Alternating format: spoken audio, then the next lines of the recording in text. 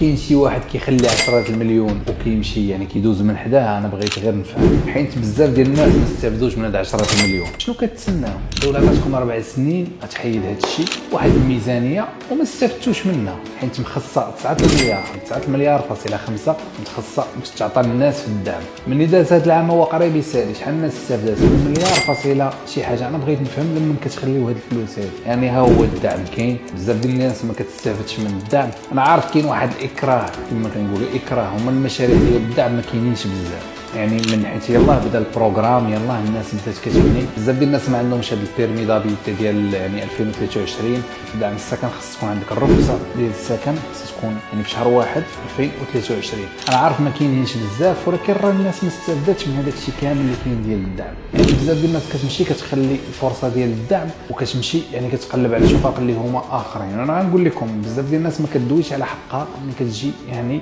تبغي تستافد من الدعم. مش راه من حقك، ماشي شي واحد يقول لك عطيني الفلوس ديال الدعم دوقني منها دوقني منها. حنا كنفرقوني في شباكيه.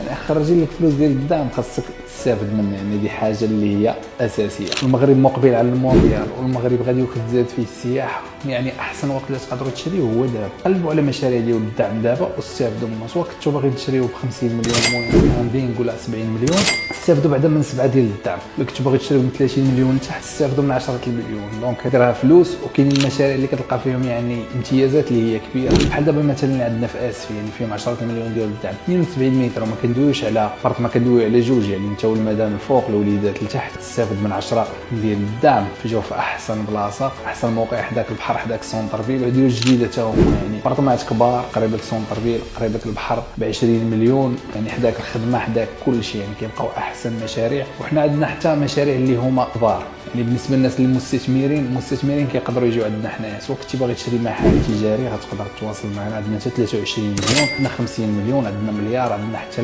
100 مليار. مشاريع اللي هما كبار. الناس خصهم يستافدوا من الدعم، يعني ما يضيعوش هذه الفرصه هذه. يعني بان لك الدعم تستافد منه. وكاين شقق حتى هما ناس اللي باغيين مثلا شقق في النواصر، اللي باغيين يستافدوا من المونديال، باغيين يكريهم حتى هما عندنا. المستثمرين يتواصلوا معنا في هذا الرقم هذا. وشكرا على مشاهده الفيديو.